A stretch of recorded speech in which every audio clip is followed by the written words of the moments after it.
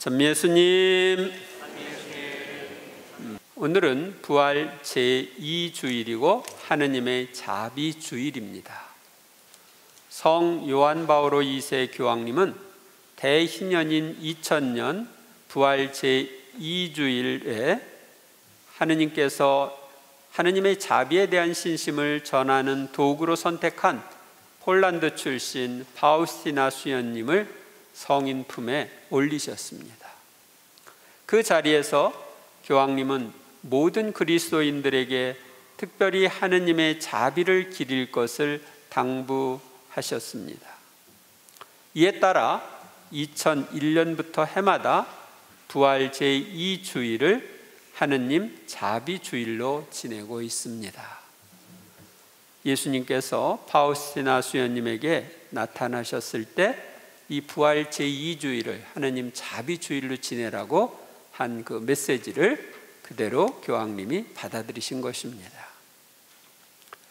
우리는 하느님의 외아드님 예수 그리스도의 탄생과 죽음과 부활로 우리를 구원해 주신 하느님의 크나큰 자비에 감사드리고 우리에게 필요한 하느님의 자비를 입어야 합니다. 오늘의 독서와 복음은 부활하신 주님이 베푸시는 자비에 대하여 알려줍니다. 첫째, 오늘 복음에서 주님이 베푸시는 자비는 평화와 기쁨, 죄를 용서하는 고난입니다. 그날 주간 첫날 저녁이 되자 제자들은 유다인들이 두려워 문을 모두 잠가놓고 있었다. 그런데 예수님께서 오시어 가운데 서시며 평화가 너희와 함께 하고 그들에게 말씀하셨다. 주간 첫날 저녁은 일요일 저녁을 가리킵니다. 우리 일월화수목금토, 그래서 일요일이 처음이죠. 그래서 주간 첫날 저녁은 일요일 저녁입니다. 예수님께서는 유다인들이 두려워 문을 모두 잠가놓고 있었던 제자들에게 나타나시어 평화를 주십니다. 예수님께서 평화가 너희와 함께 하시면 그 말과 함께 평화가 그대로 전달됩니다. 예수님의 말씀은 하느님의 말씀이시기 때문에 곧 현실이 됩니다. 예수님이 세상에 계실 때 나병 환자에게 깨끗해져라 그러면 어떻게 됐어요? 깨끗하게 됐죠. 스승님의 죽음으로 두려움에 떨고 있는 제자들에게 제일 필요한 것은 평화였습니다. 그래서 나타나시자마자 평화가 너희와 함께 하고 말씀하시면서 평화를 주신 것입니다. 이렇게 말씀하시고 나서 당신의 두 손과 옆구리를 그들에게 보여주셨다. 제자들은 주님을 뵙고 기뻐하였다. 예수님께서는 제자들에게 부활하신 모습을 보여주심으로써 그들에게 기쁨을 주셨습니다. 부활 시기는 예수님의 부활을 기뻐하고 경축하는 시기입니다. 그래서 사제는 기쁨을 표시하는 흰색 제의를 입습니다. 예수님께서 다시 그들에게 이르셨다. 평화가 너희와 함께, 아버지께서 나를 보내신 것처럼 나도 너희를 보낸다.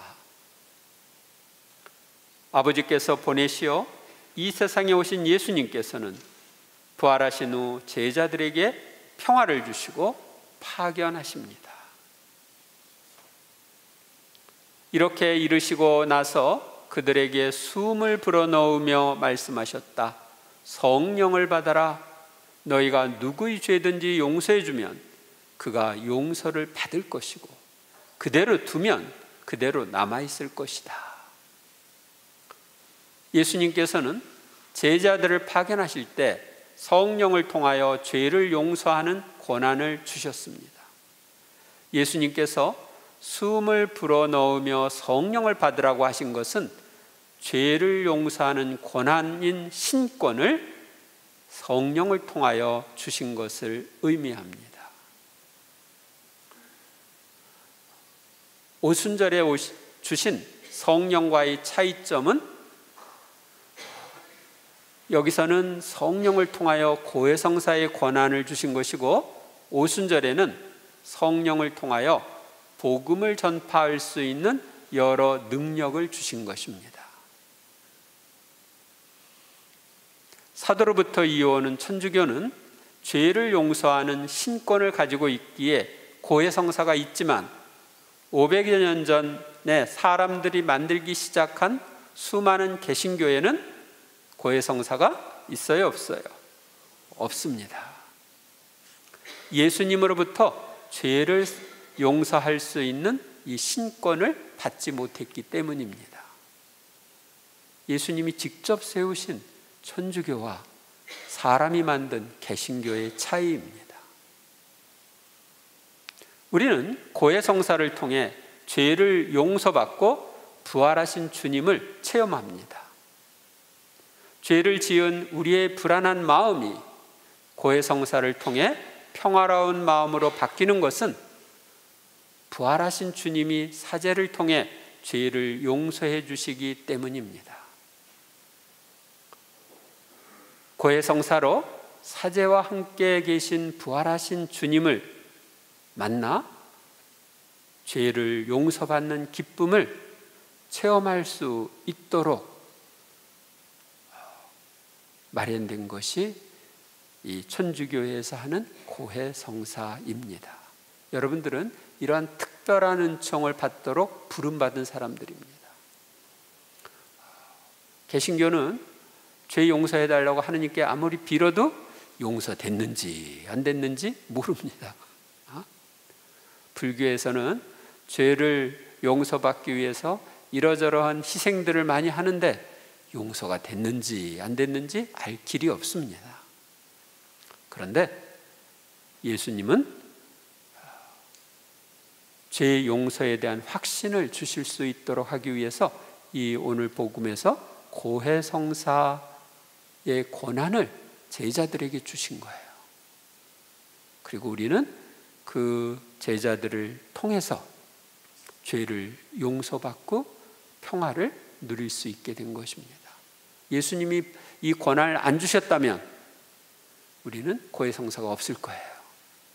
그 죄를 용서할 수 있는 권한은 하느님이신 분, 하느님이시고 사람이신 예수님만 갖고 계신 거예요. 그래서 예수님이 성경에 보면은 중풍병자 치유하는 이야기가 나오는데, 그때 내 죄는 용서받았다 하고 이야기하니까 옆에 있는 사람들이 저 사람이 하느님을 모독하는구나, 하느님이 아니고서야 누가 인간의 죄를 용서해 줄 수 있단 말인가, 그렇게 생각을 합니다. 그러자 예수님께서 사람의 아들에게 죄를 용서하는 권한이 있다는 걸 보여주겠다 하고서 요를 걷어가지고 일어나 걸어가라 해서 중풍병자를 치유하는 이야기가 나옵니다. 또 죄 많은 여인이 예수님의 발에 눈물을 흘리고 향유를 바르고 그럴 때 그 여인에게도 뭐라고 그랬어요? 내 죄는 용서를 받았다 하고 죄를 용서해 주는 모습을 볼 수 있습니다. 그의 회개하는 모습을 뉘우치는 모습을 보고 주님이 죄 용서의 권한을 행사하신 것입니다. 지금도 주님은 우리가 자기의 잘못을 뉘우치는 것을 보고 고해성사를 통해 죄를 용서해 주고 계십니다.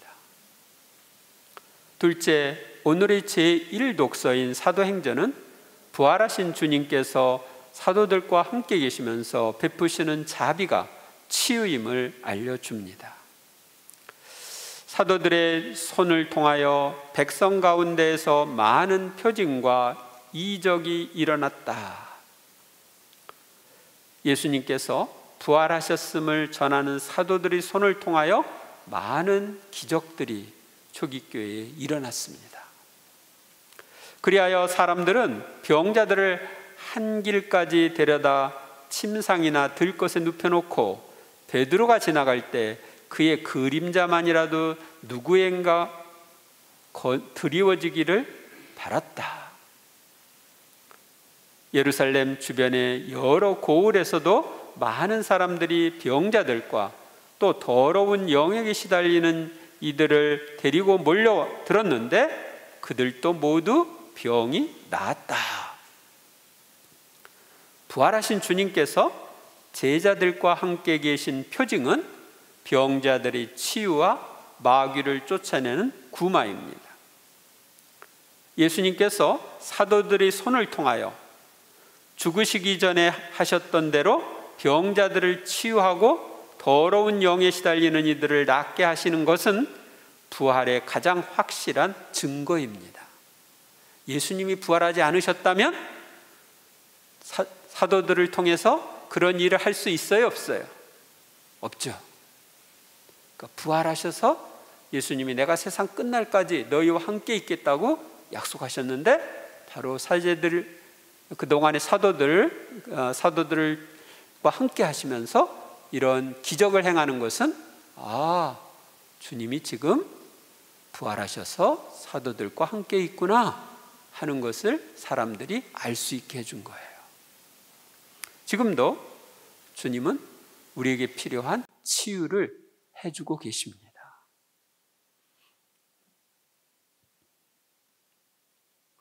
셋째, 제2독서에서 요한 사도는 유배 생활을 하던 파트모스 섬에서 천상에 계신 부활하신 주님을 만나고 요한 묵시록을 기록하라는 사명을 받습니다.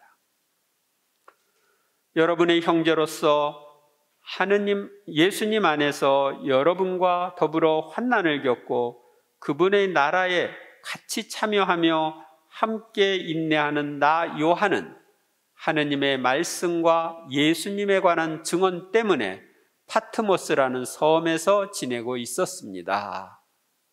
요한은 복음을 전하다가 박해를 받아서 파트모스 섬에 가서 유배 생활을 했습니다. 어느 주일에 나는 성령께 사로잡혀 내 뒤에서 나팔 소리처럼 울리는 큰 목소리를 들었습니다. 그 목소리가 이렇게 말하였습니다. 내가 보는 것을 책에 기록하여 아시아에 있는 7 교회에 보내라. 여기서 아시아는 어디냐면 오늘날 터키 서부 지역입니다. 거기에 가면 7 교회가 있습니다. 7 지역에 교회가 있습니다. 사도 요한은 예수님께서 부활하신 것을 기념하는 날인 주일날 성령께 사로잡혀 주님의 목소리를 들었습니다. 초대교회 때부터 일요일은 주님이 부활하셨기 때문에 주님의 날 주일이라고 부르면서 미사를 봉헌했습니다. 처음에 유다인 신자들은 토요일 낮에 유다인 회당에서 하는 말씀의 전례에 참석하고 주일이 시작되는 저녁에는 신자들만 모여서 성찬의 전례를 거행했습니다. 얼마 후 예수님을 메시아로 고백하는 사람들을 회당에서 쫓아내자 신자들은 말씀의 전례와 성찬의 전례가 합쳐진 미사를 거행하게 되었습니다. 그래서 지금까지 미사는 말씀의 전례 플러스 성찬의 전례 이렇게 이루어져 있습니다. 나는 나에게 말하는 것이 누구의 목소리인지 보려고 돌아섰습니다. 돌아서서 보니 황금 등잔대가 7개 있고 그 등잔대 한가운데 사람의 아들 같은 분이 계셨습니다. 누구예요? 예수님이시죠. 그분께서는 발까지 내려오는 긴 옷을 입고 가슴에는 금띠를 두르고 계셨습니다. 나는 그분을 뵙고 죽은 사람처럼 그분 발 앞에 엎드렸습니다.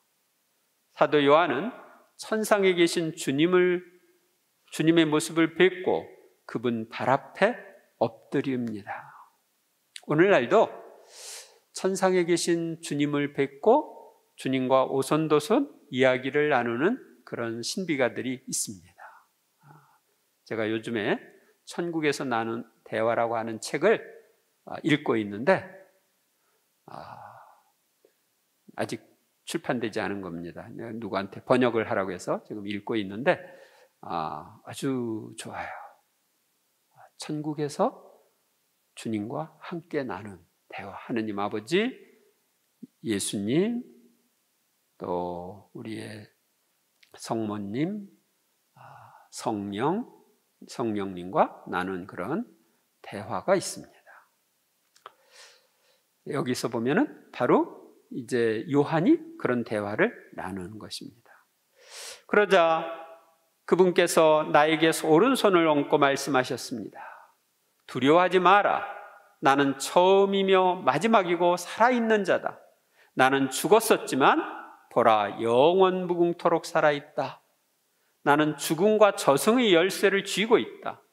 그러므로 네가 본 것과 지금 일어나는 일들과 그 다음에 일어날 일들을 기록하여라. 죽음에서 부활하시어 천상에 계신 주님은 영원토록 살아계신 분이시고 죽음과 저승의 열쇠를 쥐고 계신 분, 하늘과 땅의 모든 권한을 가지신 분이십니다. 예수님께서 요한 사도에게 오른손을 얹으신 것은 엎드린 요한을 안심시키고 요한 묵시록을 기록하라는 사명을 주시고 사명 수행에 필요한 힘과 축복을 주시기 위해서입니다.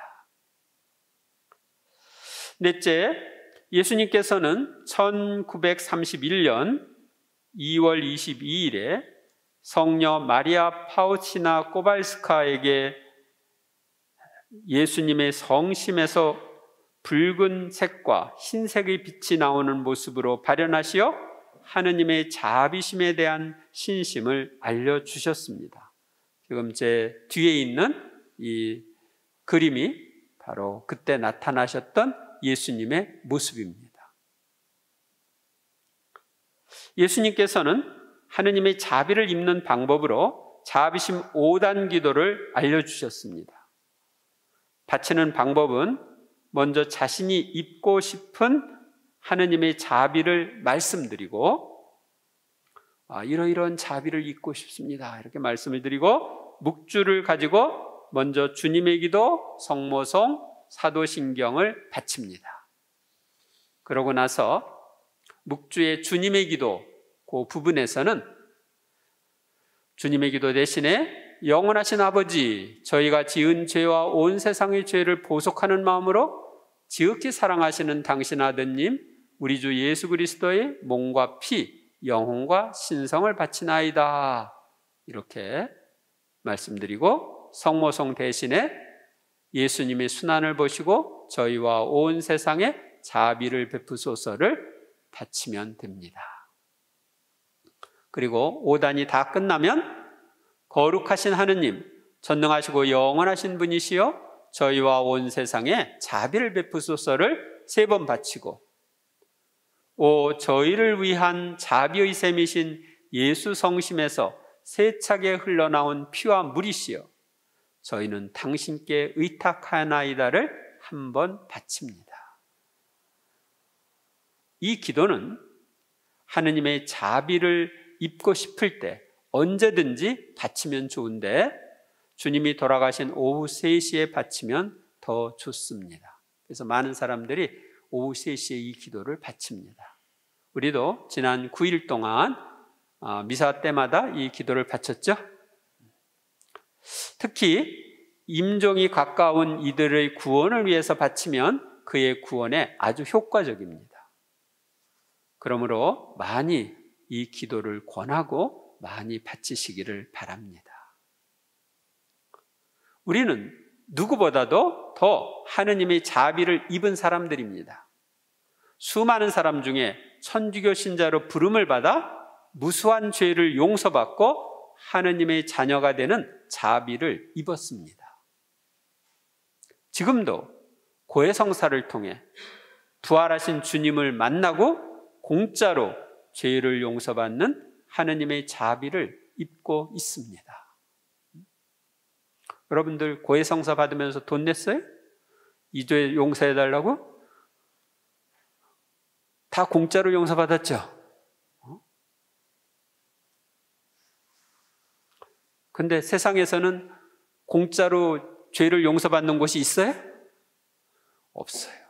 우리가 치러야 할 대가를 감옥에라도 가든지 배상을 하든지 다 그러고 있죠.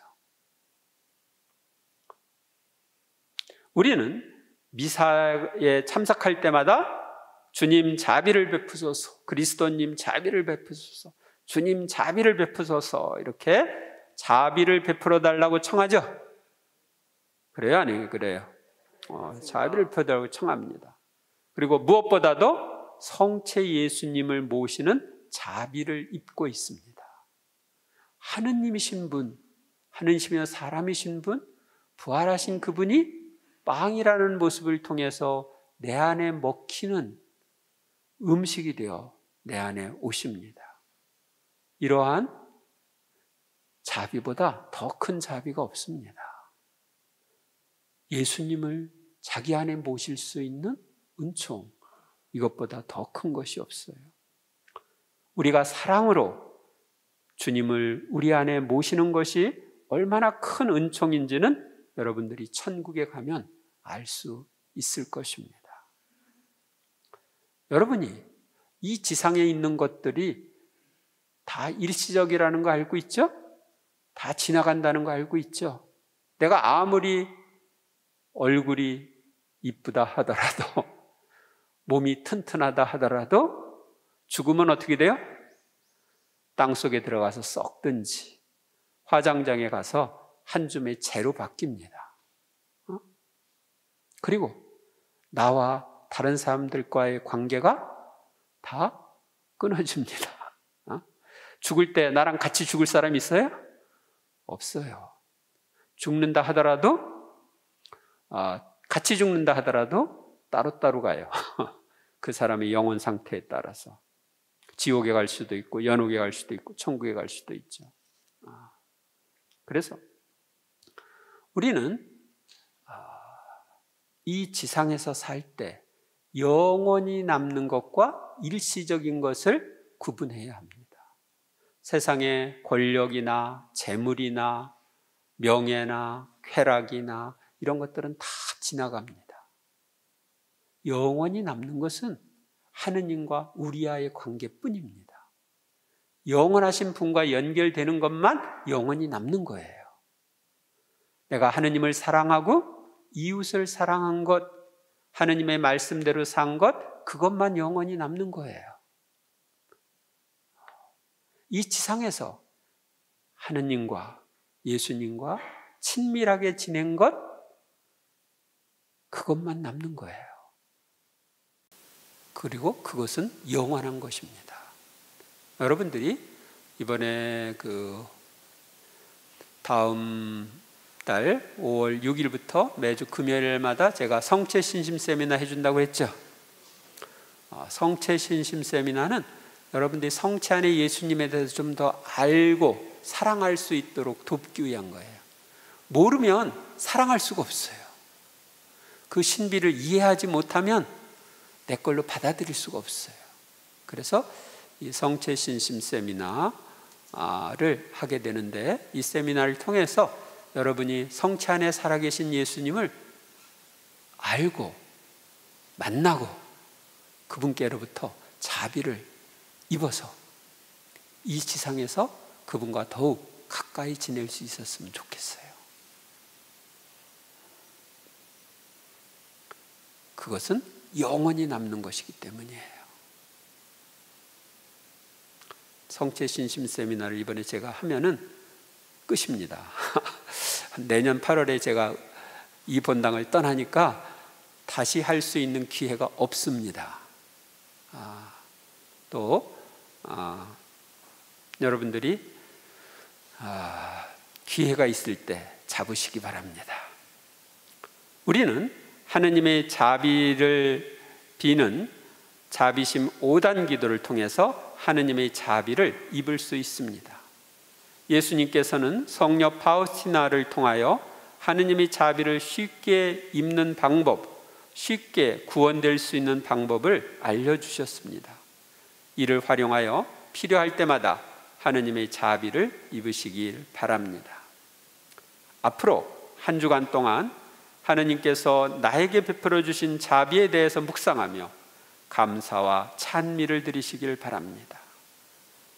그리고 더욱 많은 자비를 입는 한 주간이 되시길 바랍니다. 감사합니다.